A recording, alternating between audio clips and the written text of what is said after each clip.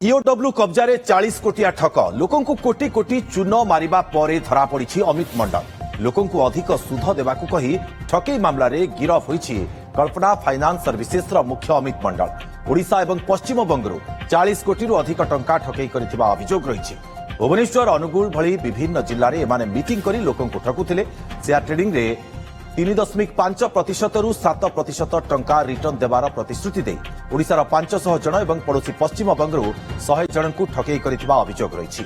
छक अमित मंडल निजर दुईटी अकाउंट रे टंका नैथिबा तदंतर जानिबाको पाइछि ईओडब्ल्यू। बेंगलुरु अमित को गिरफ परे ट्रांजिट रिमांड रे भुवनेश्वर आनिछि ईओडब्ल्यू। अधिक सूचना पाई सीनियर रिपोर्टर अरुण साहू आम सहित फोन लाइन जोड़ी होती।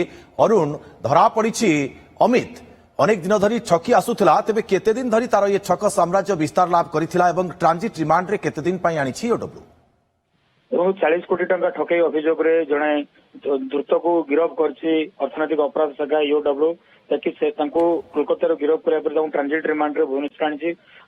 ईओडब्ल्यू आज ताको आनिबा पर अधिक पचराचरा करछि। तांको विरोध रे ओपीआईटी रे मामला मध्ये रुजु होईछि।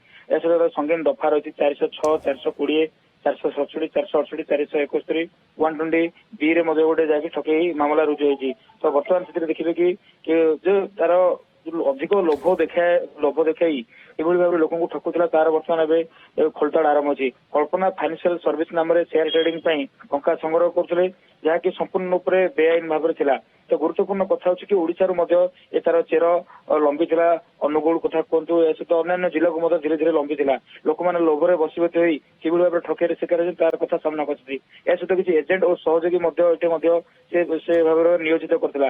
गुरुत्वपूर्ण कथा होछि कि वर्तमान अनुगुल भुवनेश्वर रही विभिन्न होटेल रे सभा समिति करथिला आयोजन करथिले टंका किभली भाव 2 गुण हो से कथा मध्ये से लोक लोभ देखौथिला। 2020 रु आरंभ करी से ओडिशा रे प्राय 500 जन और पश्चिम बंग प्राय 100 जन को निवेशक ठारू जहाँकि 120 कोटी टंका ठकई करथिबा कथा सामना आछि। किंतु वर्तमान सुधा 40 कोटी रु अधिक राशि देवाकू बकाया रही जहाँ बर्तमान तदंतर जना पड़ी। गुरुत्वपूर्ण कथा होछि 2023 मसीह से रिटर्न देवार विफल होता।